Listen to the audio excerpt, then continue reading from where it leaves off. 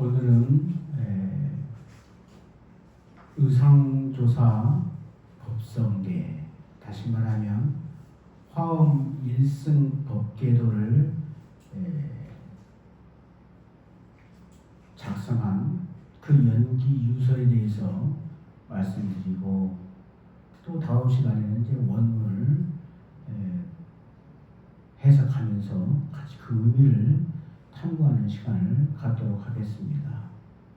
이 법성계는 그야말로 참 우리 한국 불교의 자랑임과 동시에 화엄경 80권 화엄경이면 굉장히 글씨가 많습니다. 17만 자, 18만 자 가까이 되는 그런 대방 거대한 경전을 7원절구 39, 210자로 딱 정리해서 화엄경의 요체, 대의를, 그 종료를 여실하게 드러낸, 그야말로 참 조사가 아니고 견성도인이 아니면 할 수 없는 그런 정말 무위의 큰 역할을 한 것입니다.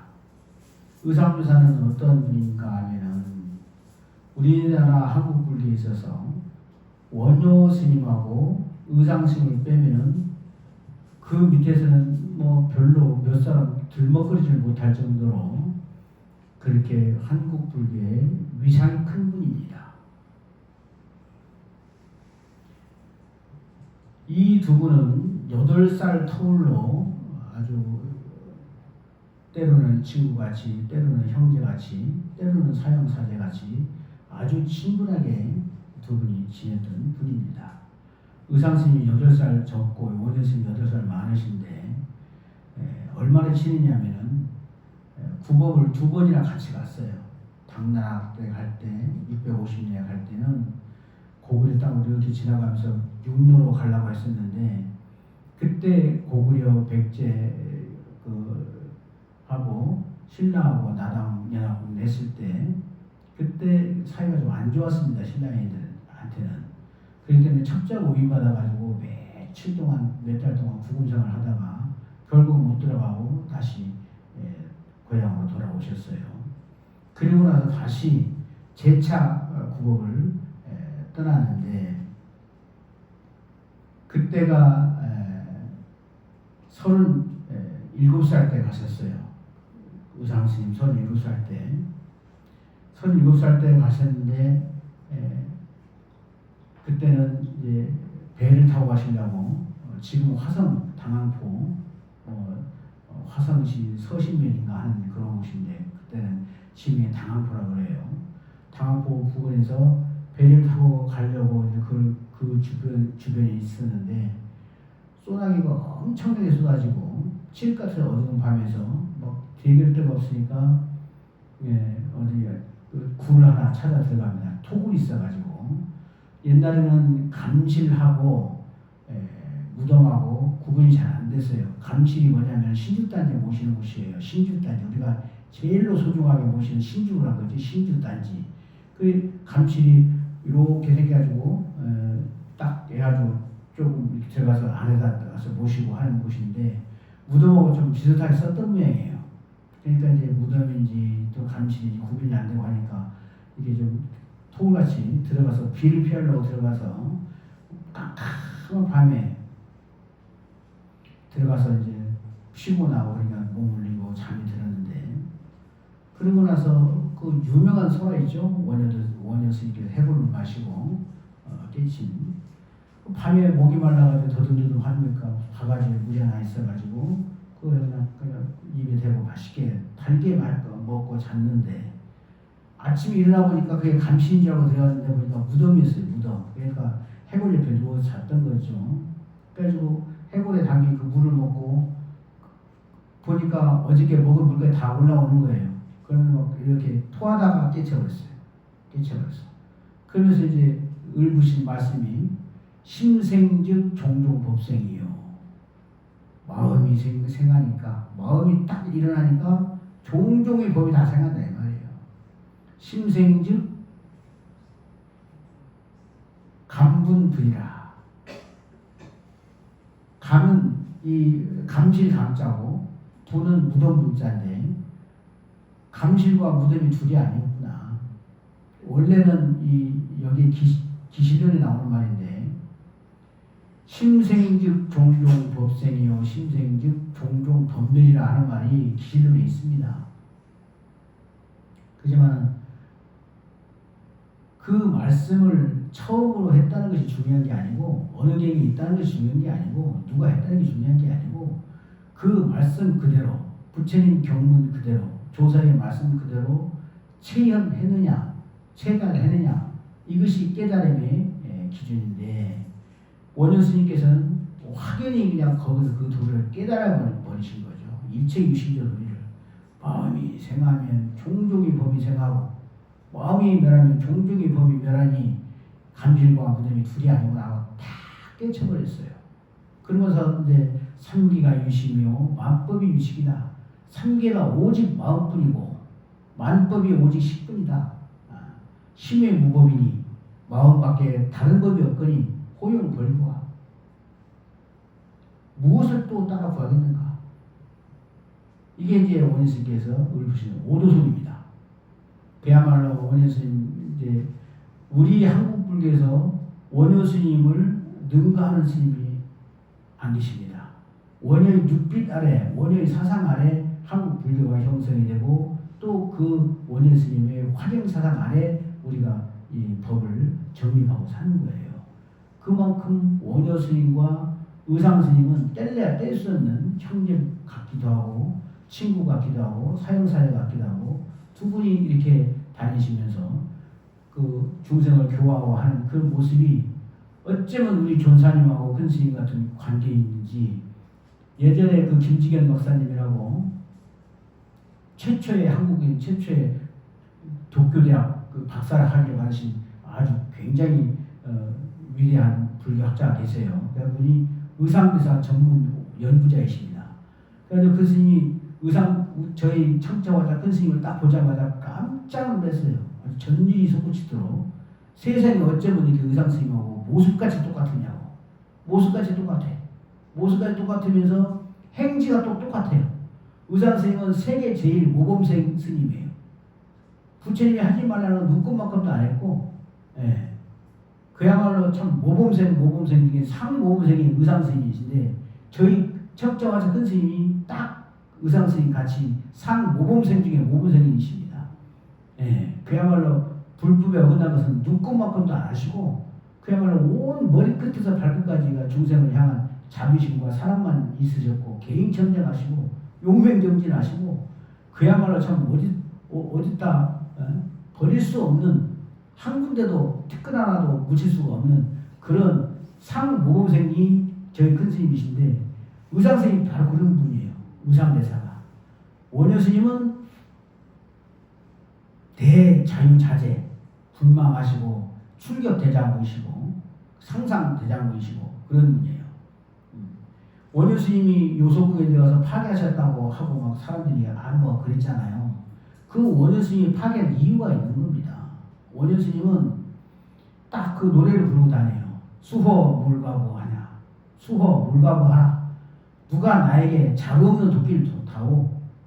아작지천가리라. 내가 하늘을 받들 기둥을 깎아 만들겠노라. 아작지천가리라. 수호 물가고 하면 아작지천가리라 하고 노래를 부르고 다니니까 태종 무열왕이 딱 보니까 자기 그 동생 여소공주가 과부된 공주가 있거든요. 화랑 김흠운이라고 하는 그 화랑이 백제하고 전사해가지고 과부가 된 자기 그 요소궁이 그 공주가 있어요. 그러니까 그 궁에 들어가서 뭐 애기 하나 날라는 것도 하고 그 사람을 시켜가지고 또 그 앞에 지나가면 겨울부터 원수님 밀어서 빠뜨리라. 그래 시켰는데 원수님 그거 알고 누가 와서 헐레벌떡 밀으라고 보니까 자기가 스스로 빠져요. 빠져가지고 옷이 물이 퐁당 젖어가지고 다닐 수가 없으니까 이제 요소궁에 들어갑니다. 요소궁에 들어가서 거기서 3일이 있다가 나와서 후에 설총이 나왔잖아요. 그런데 그 파괴가 아니에요. 원효 스님은 설총이라고 하는 인물이 시대적으로 필요하니까 하나 낳기 위해서 당신이 그렇게 그런 모습을 보였고, 원효 스님 같은 경우는 팔찌보살입니다. 출가 팔찌보살이고 원력 수행하는 그 분이에요. 업력으로 그 몸을 받는 게 아니라 원력으로 몸을 받아서 원력으로 몸을 받아가지고 100% 원력 수행하는 데가 팔찌보살인데, 그분은 원력 수행하는 그런 대성자이신데 무슨 욕망에 끄달려가지고 그걸 파괴했겠어요. 짐짓고 그런 모습을 보였을 뿐입니다. 설총 하나를 얻기 위해서. 예전에 진국대사도 길을 가다가 여종이 하나 앞에서 오는데, 진국대사가 그래. 진국대사 어떤 분인지 알죠? 출가 팔찌보살이에요. 원효스님과 똑같은 경지에 계신 분. 이조시대 때. 너 애기 하나 낳을래? 그러다 보니까 그 처자가 그냥 깜짝 놀라가지고 무슨 뭐 희한한 소리 당한다고 막 그냥 확 손자를 치고 가버렸어요. 그때 애기 낳았으면 아마 세계를 구할 수 있는 그야말로 나라를 바칠 동량을 또 얻을지도 모르죠. 그러니까 성자는 그런 거 따지지 않는 거예요. 따지지 않고 뭔가 필요하면 시절 인연에 따라서 주기도 하고 받기도 하고 하면서 그렇게 하는 거예요. 소재를 구애받지 않고. 그러니까 만약에 그때 여종이 그래 저한테 애기 하나 주십시오 그러면 진국제사고 어떻게 해가지고 또 진국제사도 파괴승이라고 또 이름을 붙일 수도 있었겠죠. 그렇지만 지금서 안 하니 그럼 말하라 하고, 진국제사 같은 분은 그냥 뭐 그야말로 참 출가 팔찌보살이 원효스님과 그 경지가 같습니다. 그 신통이 또 이런 말할 수가 없고. 그래서 원효스님 같은 경우는 그때 당시에 스님들은 귀족들만 됐어요. 아주 상류사회 그야말로 어떻게 말하면 이너서클의 그냥 이론이었어요. 상류 고관 대작 사이에서 가뭄에 콩나듯이 이렇게 해가지고 귀하게. 그렇기 때문에 일반 민중들은 부처님 말씀을 얻어듣지를 못합니다. 지금같이 뭐 핸드폰이 있습니까? 라디오가 있습니까? 텔레비가 있습니까? 직접 말을 전해주고 책으로 주고 전달해야 알아들 수 있는 상황인데, 그러니까 3일간 묘속궁에 들어갔다가 당신은 그 뒤로 딱 이제 나는 스님 아니다. 소선거사라고 하거든요. 소선거사. 작을 소자. 나중에는 작을 소자 왼쪽에 획 하나를 빼가지고 작은 것 중에 작다 이렇게 복성이라고 써요. 이렇게 소자를 이렇게 쓰는 건데 요쪽을 하나 딱 배우고 나면 요걸 이렇게 되잖아요. 그건 복이에요, 복. 이게 제일 낮은 것 중에 가장 낮다 해가지고 복선거사. 그러면서 이제 큰 다가지 않은 무예박을 떠들면서 전국을 다니면서 나무아미타불 연불하면서 그 중생들에게 나무아미타불을 가르치는 거예요. 나무아미타불을 연불하면 반드시 부처님 영접을 받아서 정토에 왕생한다 하는 것을 직접 몸으로 띄우면서 때로는 신통도 보여주고. 그러니까 사람들이 안 믿을 수가 없어요. 안 믿을 수가 없어요. 원효스님 같이 그런 대성자가 그냥 뭐 욕망에 끄달리고 또 탐심에 끄달려가지고 막 범부해를 했겠어요. 어딘지 모르게 비범하고 어딘지 모르게 그 사람들이 내가 도인이라고 막 그러고 다니지 않지만은 아는 거예요, 사람들이. 그러니까 무예박을 두드리면서 누가 두드리냐가 또 다른 거예요. 누가 두드리냐. 아무 경지도 없는 사람이 마음만 갖고 그냥 막 무예박 두드린다 그러면 저 미친놈 그러죠. 예. 그렇지만 원효스님 같이 경지가 있고 내면에 그 살림살이가 있고 그런 성자가 무예박을 두드려서 나무아미 사람에서 연불하라 그러면 극락한다 하고 가르쳐주면 그게 믿어지는 거예요. 그러면서 일반 민중들에게 정토법을 설하시고 다 중생을 교화했어요. 그렇게 하기 위해서 당신께서는 짐짓고 가사상상을 벌이고 승려로서 그런 파괴를 해가지고 나는 이제 스님 아니다 하고 그때부터 바로 그 3일 뒤부터는 가사상상 벗고 무예박을 두드리면서 일반 민중 속에 들어갔단 말이에요. 그렇게 하기 위해서 원효스님은 그런 모습을 짐짓고 보였을 뿐이에요. 원효스님이 파괴했다고 생각하면 안 돼요. 원효스님은 중생을 제도하기 위해서 짐짓고 그런 모습을 방편용사에서 보였을 뿐인 거예요.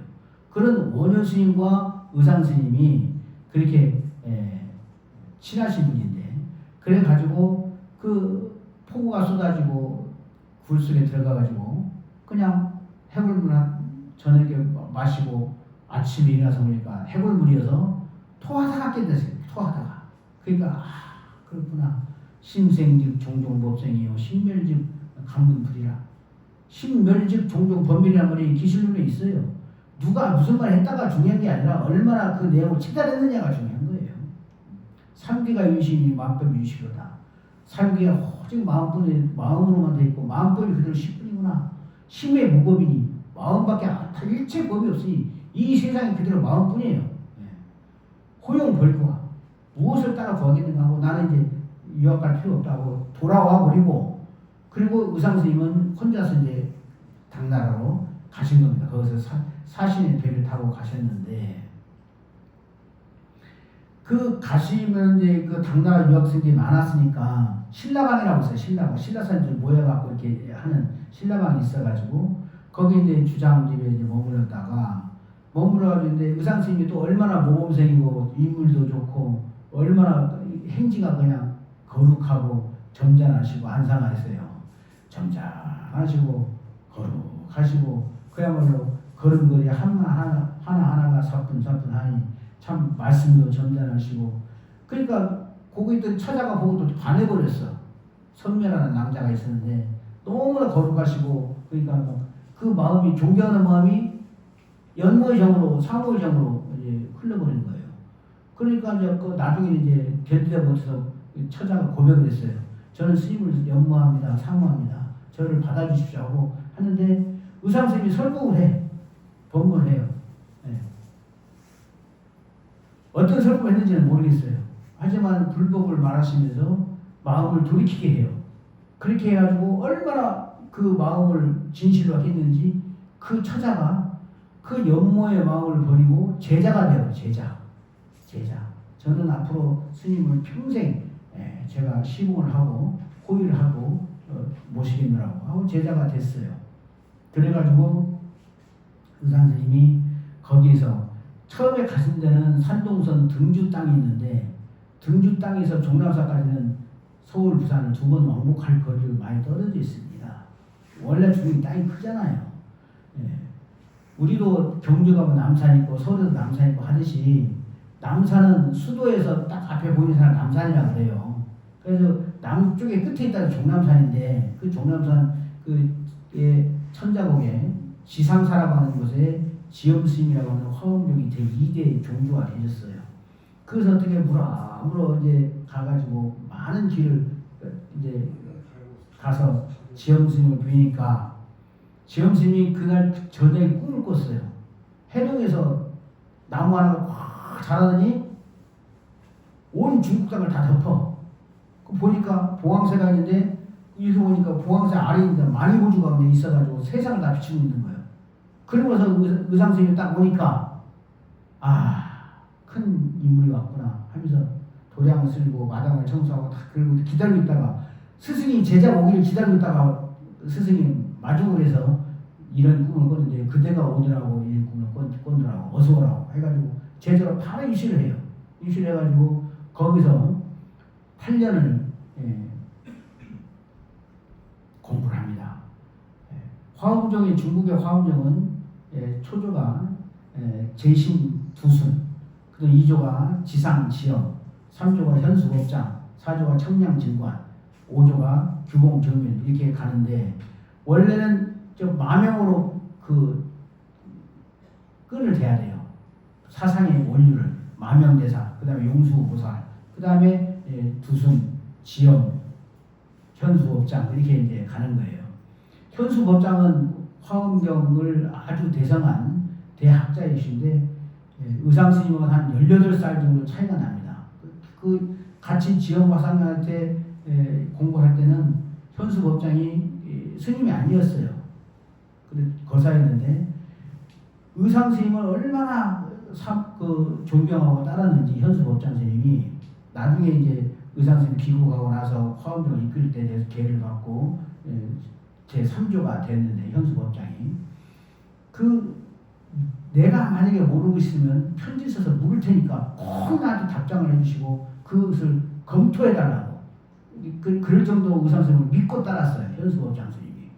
그래서 이제 현수 법장 스님 그 3조가 되시고, 원래 그 교회는 그냥 부처님이고, 그 다음에 이제 또 중국교를 세다면 마명 스님한테 돼야죠. 그 사상이 같으니까.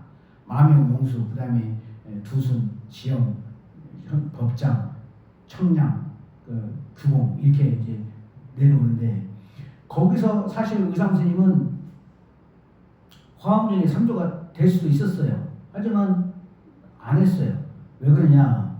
그때 신라가 그 당나라하고 연합을 먹고 고구려 백제 먹고 동서로 이렇게 서로 전쟁을 하고 있는 판인데, 김유신 동생 김풍순이라는 사람이 그 많은 이제 교환 뭐 사절단 같이 있지만은 사실은 인질같이 이렇게 있는 그런 거였어요. 그런 이제 김유신 동생이 의상 선생님에게 이제 곧 전쟁이 시작되고 빨리 가서 보게 알려냅니다. 그래서 의상 선생님이 그래서 이제 귀국을 하게 돼요. 귀국을 하는데, 귀국을 하려고 딱 가니까 이제 다시 등주에 가서 배를 타고 이제 가려고 하니까 등주로 갔어요. 가서 그 자기가 머물던 그 신라방에 있는 그 선배 남자 아저씨를 찾아보니까 없고 이제 그래서 내가 할 수 없이 그냥 배를 타고 가는데, 의상스님이 다녀가던 소리 듣고 헐레벌떡 와가지고 뛰어오니까 의상스님 막 오시다 말도 막 그 집에 와보니까 없는데 벌써 부둣가에 나가보니까 배가 조만히 가고 있어요. 그냥 막 풍랑이 치는 거야. 배가 위험해. 그래가지고 거기서 딱 소원을 바랍니다. 천지신명에게 하늘에게 기도를 하고, 저는 의상스님을 보호하기 위해서 용이 돼서 이 신라의 무사히 닿을 수 있도록 제가 용이 돼서 저 배를 호위하겠습니다 하고 바다에 몸을 던져 용이 돼가지고 배가 침몰하지 않고 무사히 갈 수 있도록 용이 돼서 호위를 했어요. 그게 선배는 다 그랬어요. 정말 참 너무나도 거룩한 그 사랑임이죠. 그것이 진짜 사랑이죠. 우리가 남자가 하는 사랑은 주고받고 하는 기브앤 테이크인데, 조금만 서운하게 하면 바로 내가 너한테 어떻게 네가 나한테 이럴 수 있냐 하면서 막 원수가 되고 악수가 되고 그러잖아요. 부부가 살다가 이혼하면서 그냥 재산 가지고 참 막 판까지 싸우는 그 더러운 모습 보면 참 너무 참 환멸이 오잖아요. 그런데 사랑은 그렇게 하는 거예요. 그래, 그것이 진짜 사랑입니다. 그래가지고 이제 의상 스님은 낙산사 가가지고 일주일간 그 반주상면에서 기도를 했어요. 관세음보살을 친견하려고. 그래가지고 그냥 일주일 동안 안 먹고 안 자고 그냥 완전히 용맹진이라고 깔고 있던 방석을 바다에 던지고 그 방석을 타고 가니까 용왕이한테서 수정연물을 주고, 또 다음에 또 그 관음굴을 들어가니까 그 관세음보살님이 그냥 홍련 속에서 호산하, 홍련 주고 관세음이 돼서 솟아나 그 거룩한 모습 보고 다시 돌아왔어요. 그래가지고 이 대나무가 솟구친 곳에 법당을 세워라 한 것이 낙산사입니다. 낙산사 제일 먼저 세웠어요. 낙산사가 왜 낙산사냐면, 보타 낙가산 하면 관세음보살이 머무는 산입니다. 보타 낙가산. 그 포달락궁도 보타 낙가산의 다른 음사, 티베트식의 음사예요. 포탈락궁도. 보타 낙가산 해서 그것을 줄여서 낙산사라고 합니다. 낙산사.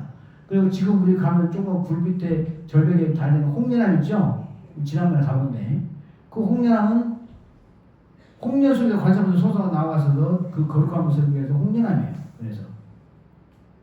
그래서 이제 그리고 그 원효 스님이 그 말을 듣고 당신도 관세음보살 한번 봐야지 하고 가는데, 낙산사 쪽으로 길을 가다가 목이 말라가지고 물을 좀 마시려고 보니까 빨래하는 여인이 있거든. 빨래하는 여인에다 남자 나에게 물 한 컵만 주시오 하니까 그 빨래하는 그대로 그냥 떠서 줘. 빨래하는 물을 좀 씻어서 줘야 될 거 아닙니까? 바가지에다 빨래 막 그냥 거품 버글고 하는 그 빨래물을 그냥 그대로 써주니까 원효 스님이 그대로 하다 마셔요. 원효 스님이. 그러면서 주니까 이제 다시 맑은 물을 떠서 주거든. 또 마시고 딱 보니까 여인이 없어. 근데 보니까 신발 한 장만 있는 거야. 그래가지고 관세음보살 가서 보니까 관세음보살이 한쪽 신발을 다 벗어놓고 계셔. 이게 관세음보살이 신고 있던 그 생관음으로 여인이 나오신 거예요. 그러니까 원효 스님이 벌써 이미 상을 떠나신 분이기 때문에 빨래 하던 물, 그 더러운 물 떠서 줬는데 그것을 아무 거리낌 없이 드셨단 말이에요. 그래서 이미 생관음을 챙겨나신 거죠.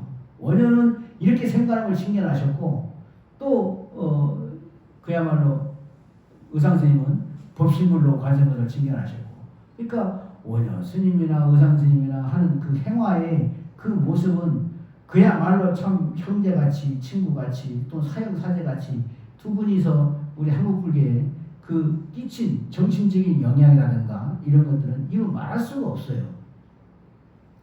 그렇게 했던 것이고, 그때 이제 의상스님께서 지엄화상에서 8년간 수학하면서 그 법성계를 지을 때 이제 화엄경이 얼마나 대단하냐면 17만자에서 18만자가 되는 것인데 부처님의 깨달음의 세계를 중중무진으로 드러낸 거예요. 부처님의 깨달음의 세계, 부처님의 공덕의 세계, 꽃이 피듯이 산에서 온갖 산이 피듯이, 그러니까 내용이 어마어마하잖아요. 그 내용이 어마어마한데 그 내용을 줄여가지고 그 당신이 대승의장 10권이라고 하는 10권으로 만들었어요.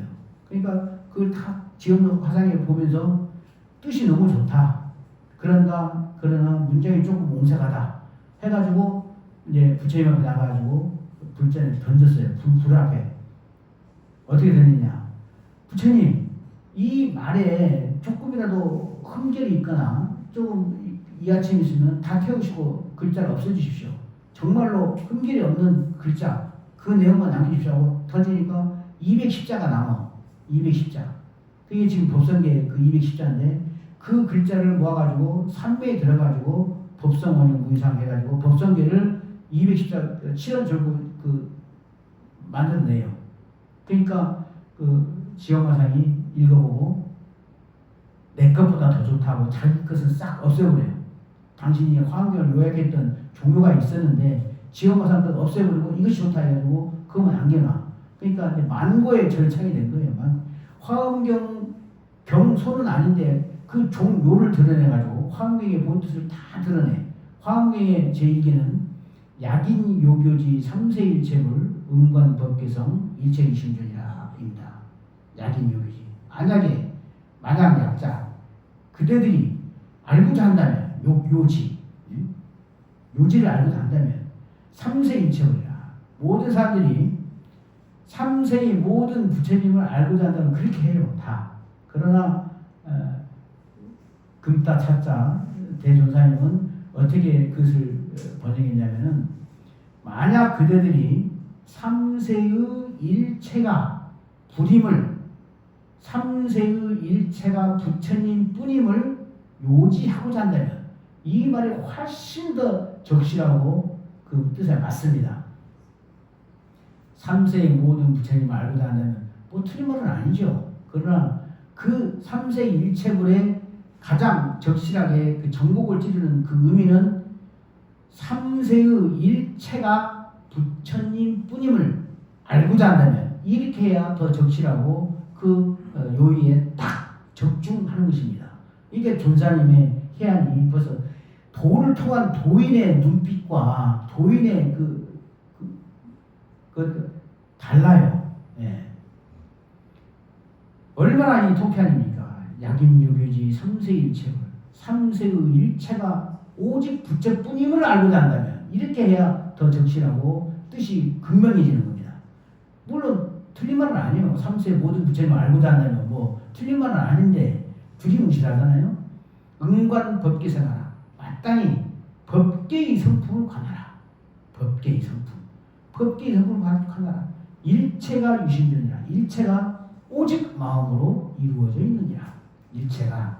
그러니까 세상이 있어서 우리가 있는 게 아니고 내가 나와서 나의 안목으로 세상을 펼쳐놓은 내 업장의 분례라는 것을 내가 지난 시간에도 설명을 했죠. 내 업장의 업력에 불바퀴가 굴러가고 있으니까 그 속에서 나도 있고 너도 있고 하는 거예요. 나의 안목으로. 세상에 있어 내가 있는 게 아니라 내가 세상을 펼쳐놓은 거예요. 일체가 유심주예요. 일체가. 예.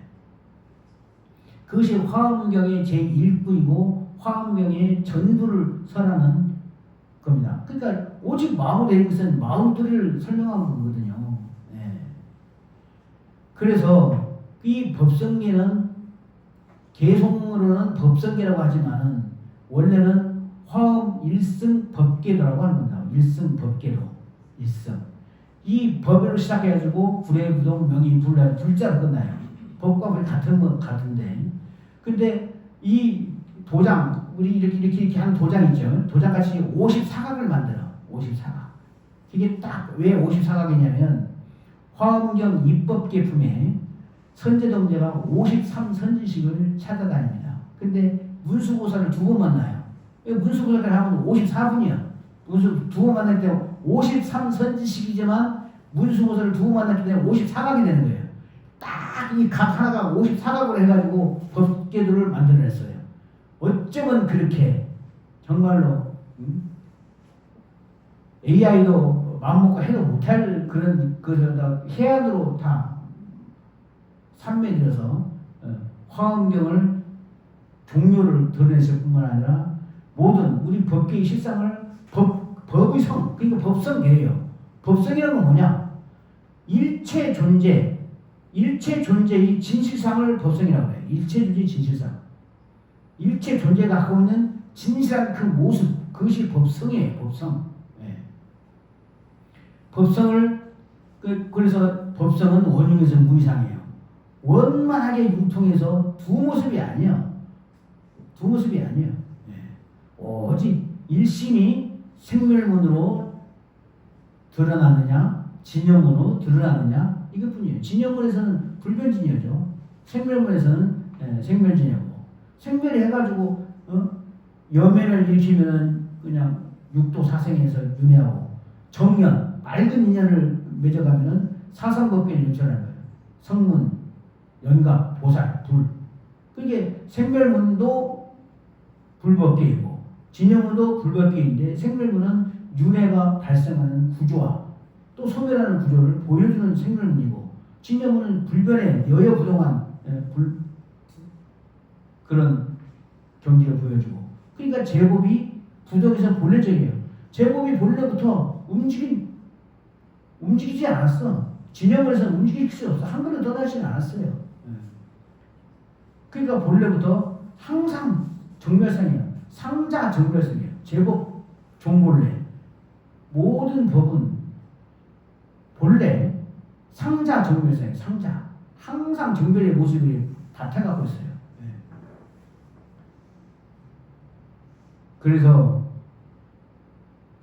그렇게 화엄법계 일승도를 지었습니다. 지어가지고 불자는 불타니까 안 탔어요. 하나의 전승된 일인데 이 법성계는 그야말로 이제 우리가 만고의 절창으로 우리가 영단에 그 봉송할 때도 하고 가고 영단 양에서도 합장하고 법성계 외우고 그러잖아요. 이제 법성계 뜻을 제대로 알면서 하면 되는 거예요. 그렇게 하기 위해서 법성계를 할 건데 이제 원효 스님과 의상 스님의 관계, 그 다음에 의상 스님이 중국에 들어가서서 했던 그런 모습, 그러고 나서 이제 낙산사를 짓고 부석사가 이제 화엄 종찰이에요. 화엄 종찰. 화엄경을 우리나라 그 화엄경이 설할 때 창시될 때 부석사뿐만 아니라 화엄사, 지리산 화엄사, 또 가야산 해인사, 또 금정산 범어사, 또 계룡산 갑사, 다 이게 다 화엄 종찰이에요. 화엄 10차례에 들어가는 화엄 종찰들입니다. 그런 지을 때 부석사를 가서 보니까 그야말로 터가 너무너무 좋고 영험한 도량인데 이미 다른 사람들이 그것을 점령해서 살고 있어. 그래가지고 터가 참 이게 큰 불사를 위해서 좋은 인연을 맺어야 되는데 이미 다른 도지도 살고 있으니까 선변행자가 큰 구석에 들어가가지고 이만큼 떠가지고 왔다 갔다 하는 거예요. 그러니까 그냥 거기 사는 사람들이 아이고 깔려 죽겠다 싶어서 다 도망갔어. 인연이 아니라 그냥 보내느라고 막등 때문에서 뭐 보는 건 아니잖아요. 후속을 해가지고 여기 인형으로 이렇게 왔다 갔다 하니까 다 도망가고 그래가지고 거기다가 이제 의상 선생님이 부석사를 세워요. 그래가지고 부석이라고 쓰는 그 글씨가 큰 바위가 지금도 있고 부석사에 가면 뒤에 가면 선묘각이라고 낭자 그 각이 있습니다. 그 선묘는 그냥 돌아가셔가지고 그냥 의상 선생님의 뭐 호위무사 신장된 것 정도가 아니라 굉장히 다른 사람보다 먼저 업을 탕감하고 더 높은 곳으로 가신 것이죠. 그런 분들은 그야말로 우리가 기리기에서 선묘각이라고 하겠지만 선묘각이 있지 않고 천상에 있거나 극락세에 있거나 아니면 어떤 보살에 돼 있거나 그렇게 높은 경지에 가 있을 것입니다.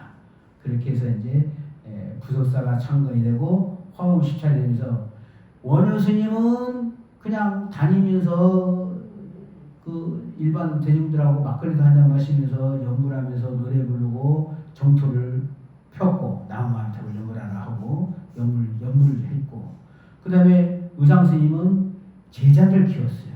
제자가 3,000명 되는데 3,000명이 되고 거기서 뭐 표훈, 진정 아주 굉장한 그 고수도들이 화엄 십덕이라고 하는 그런 걸출한 인물들도 나오고 의상 스님은 저술이 없어요.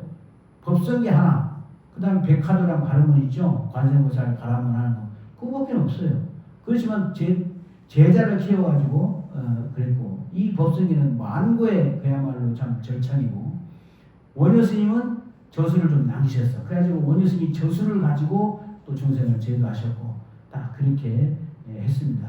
오늘은 법성계에 들어가기 전에 법성계는 어떻게 해서 탄생되었는가 하는 그 연기 유서에 대해서 잠깐 간략하게 알아봤습니다. 오늘은 여기까지 하겠습니다. 다음 시간에는 우리 법성계에 또 법요집이 있어요. 법요집에 법성계 펴놓고 해석하면서 그 뜻을 같이 연구하도록 하겠습니다.